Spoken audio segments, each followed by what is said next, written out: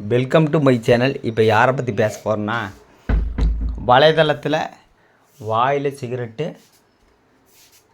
அடிச்சுட்டு ஃபுல் போதை குடினா அப்படி ஒரு குடி நைட்டுக்கு வந்து குடிச்சிட்டு அதாவது கேட்கக்கூடாத கெட்ட வார்த்தை அந்தளவுக்கு கெட்ட வார்த்தை பேசி வலைதளத்தில் இவர் தான் ஹீரோன்னு நினச்சி ஒருத்தர் பேசிகிட்டு இருப்பார்.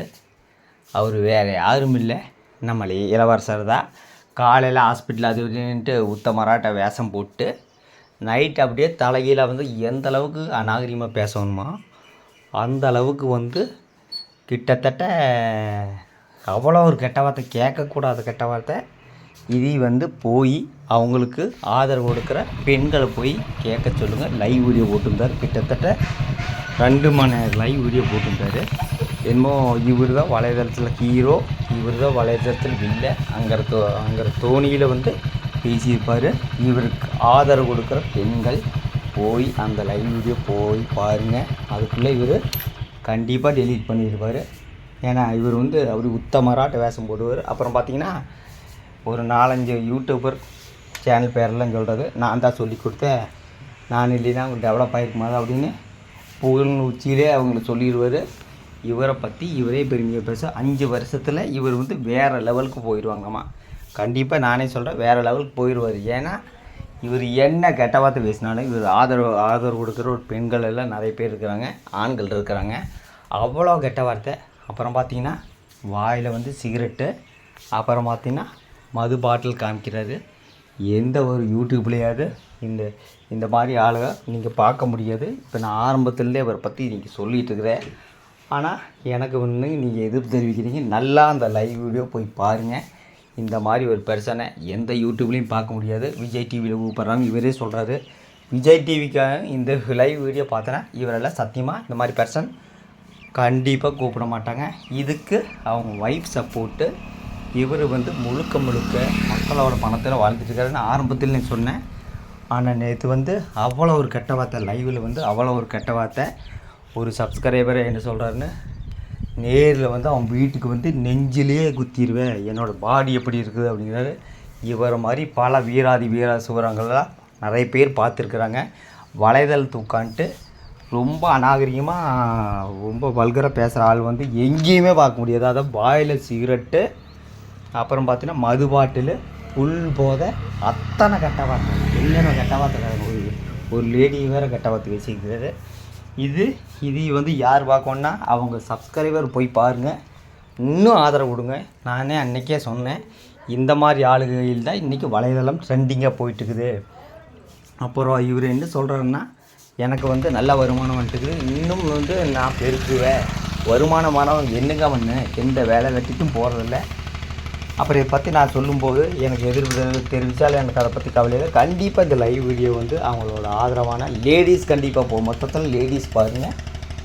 அதாவது அந்த ராதிகா வியூஸுன்ட்டு ஒரு லேடி இருக்குது, அந்த அம்மா போய் அந்த லைவ் வீடியோ போய் கண்டிப்பாக பார்க்கணும். பார்த்துட்டு அவங்க வீட்லேயும் காட்டுங்க, பாராட்டுவாங்க. இந்த மாதிரி ஒரு பர்சனை நீங்கள் எங்கேயும் பார்க்க முடியாது. மொத்தத்தில் இவர் நினச்சிட்டுக்கிறது வலைதளத்தில் நான் தான் ஹீரோ, நான் தான் இல்லை, என்னை பற்றி பேசினா அடிச்சிருவேன். ஒரு ஊர்லேருந்து இன்னொரு ஊருக்கு போய் ஒரு ஆளை வந்து கை வச்சா பிரித்து எடுத்து போடுவானுங்க, அடி தட்டி வீசி போடுவானுங்க. அது இவருக்கு தெரியுமான்னு தெரியலன்னு நினைக்கிறேன். இவர் என்ன நினச்சிட்டு இருக்காருன்னா, நான் எல்லா ஊர்லேயும் போய் அடிச்சிருவேன், குத்திடுவேன் அப்படிங்கிறது. இது வந்து எனக்கு எது தோணுதுன்னா, இந்த திருப்பாச்சி படத்தில் விஜய் ஓவர்லங்க ஒரு ஊர்லேருந்து போய் மெட்ராஸில் போய் எல்லாத்தையும் அடித்து வீசிட்டு வருவது, அப்படியே இவர் நினச்சிட்டு இருக்கிறாரு. அது சினிமா, இது நிஜம். அதாவது நீங்கள் ஒரு ஊர்லேருந்து இன்னொரு ஊரில் போய் ஒரு ஆளை வந்து கை வைக்கிறதுங்கிறது சாதாரண விஷயம் இல்லை. பின்னி எடுத்து போடுவானுங்க. வலைதளத்து உட்காந்துட்டு நாகரீகத்தோடு பேசுங்க. நான் சொன்னேன், இவர் நேற்று ரொம்ப வல்கர் உச்சத்துக்கே போயிட்டார்.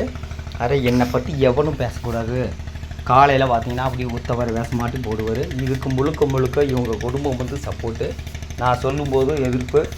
இவர் என்னை பற்றி என்ன பேசினா அதை பற்றி கவலை. இவரை மாதிரி பல வேத்தனை பேஸ் பண்ணி பார்த்துருக்குறேன். மீடியான்னு என்னென்ன இவருக்கு தெரியாது. நான் வந்து மீடியான்னு என்னென்ன இவருக்கு காட்டிடுவேன். ஏன்னா நம்மக்கிட்ட இருக்கிற ஆளுகளும் பூரா மீடியாக்குள்ளே இருக்கிறாங்க. எங்கேன்னா சென்னை. அதாவது இவர் வெட்டம் வெடிச்சம் காட்டோன்னா கண்டிப்பாக காட்டிடுவேன். அந்த அளவுக்கு நான் போக விரும்பலை.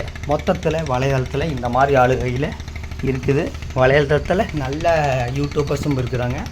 ஆனால் இந்த மாதிரி அநாகரிகமாக பேசுறது நான் வந்து பார்த்ததே இல்லை. அதுவும் நைட்டு 11 மணிலேருந்து 12 மணி வரைக்கும் ஃபுல் போதை. ஆனால் இவருக்கு எப்படி இந்த மாதிரி சப்போர்ட் பெருகுதுன்னு எனக்கு உண்மையாக புரியல. இந்த மாதிரி ஆளுகையில் தான் இன்றைக்கி வலைதளம் இருக்குது. நாம் பேசும்போது நம்மளுக்கு எதிர்ப்பு தான் எதிர்வு. குறிப்பாக இவரோட இந்த லைவ் வீடியோ பெண்கள் போய் பாருங்கள். பெண்கள் தானே இவருக்கு சப்போர்ட் பண்ணிட்டுருக்குறாங்க. பெண்கள் போய் மறக்காமல் வந்து இந்த சேனலில் போய் அதுக்குள்ளே அவர் டெலீட் பண்ணிடுவார் நான் நினைக்கிறேன். நீங்கள் வேணால் பாருங்கள், இந்த ஒரு வாரத்தில் டெலீட் பண்ணிடுறேன். அவருக்கு தானே இருந்தால் இந்த வீடியோ இந்த லைவ் வீடியோ டெலீட் பண்ணாமல் வைக்க சொல்லுங்கள். அதுக்கு என்ன நடவடிக்கைன்னு நான் காட்டுறேன். மொத்தத்தில் இவரோட மிரட்டலுக்கெல்லாம் நான் அஞ்ச போகிறதில்ல. இவர் வந்து வேறு ஆளுக்கிட்ட போய் சொல்லுங்கள். நம்ம மீடியாக்குள்ளேயே உள்ளே வந்து படிச்சுட்டு வந்திருக்கிறேன். இவரை மாதிரி கொசுக்கள் எல்லாம் நான் பார்த்துட்டு தான் வந்திருக்கிறேன். மொத்தத்தில் இந்த மாதிரி வளர்கிற ஆளுகள் இருக்குது.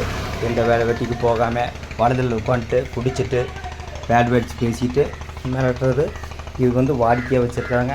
மொத்தத்தில் இவங்க கொடுக்குற சப்ஸ்கிரைபர் தான் இவருக்கு நல்ல வருமானம் கொடுத்துட்டுருக்குறாங்க. யோசிக்க வேண்டியது மக்கள் தான். திரும்ப இதே பதில் தான் சொல்கிறேன். ஆனால் இந்த மாதிரி ஆளுகையில் இருக்கிறதுனால வலைதளம் சீர்கேடாக போயிட்டுது நான் நினைக்கிறேன்.